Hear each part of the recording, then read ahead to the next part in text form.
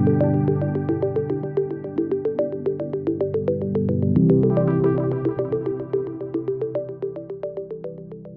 FIFA World Cup is not only one of the world's biggest sporting trophies, it's also one of the biggest brands, estimated by Brand Finance to be worth $4 billion. But it wasn't always like that. 32 years ago, when the tournament was last played in the USA, you would have struggled to find mention of the FIFA brand. At that time, the tournament was called simply World Cup USA 94. And that's the way it had always been. England 66, Mexico 70, West Germany 74, etc., etc., etc. Was that a problem? Yes, it was a problem for FIFA and, more importantly, for its partners and sponsors. They had signed up to multi-year, multi-million dollar deals to get exclusive rights to the FIFA World Cup for their brands. The problem was that anyone could use the terms World Cup and USA because they were not protected terms at law. So unofficial vendors and retailers could slap the words World Cup and USA on all kinds of merchandise from t-shirts to mugs and make millions, none of which would go to FIFA for the good of the game.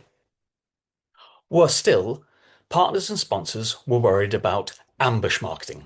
For example, Adidas had paid millions to be an official partner and were guided by and had to stick to the strict rules that FIFA set for how they could use their brand. Nike, on the other hand, which was not an official partner, had no such constraints, and their brand could dominate the approaches to the stadium, and of course they could buy commercial TV slots around the games, showing the love of football and celebrating the World Cup. That's why FIFA realised they needed a proper brand strategy, a comprehensive way of managing and protecting the value in their core asset, the World Cup.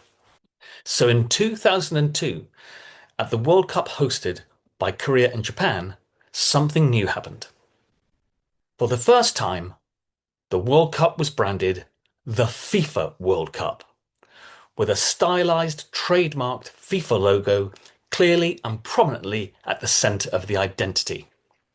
That, together with greater freedom over the guidelines as to how the brands could be used, and a multi-year deal to use the FIFA logo at events between the World Cups and at the increasingly important FIFA Women's World Cup, gave a greater value and a properly protected package of rights to the partners and sponsors. But that was not enough.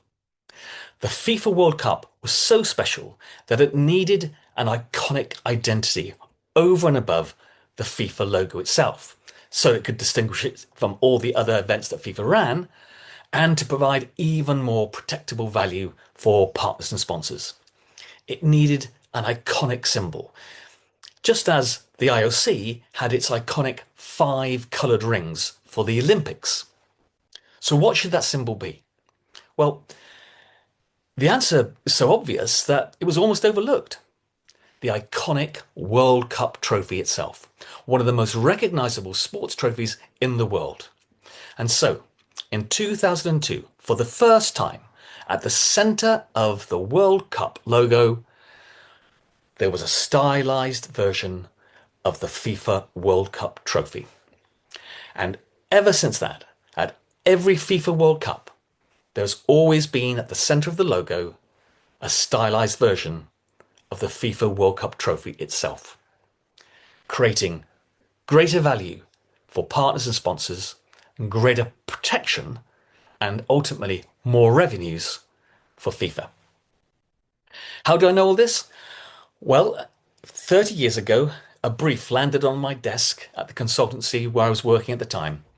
It came from FIFA's marketing agency, and they were looking for help to develop a global brand strategy for FIFA. For me, that was the start of a few wonderful years working to help develop a global strategy for a brand that's now worth billions.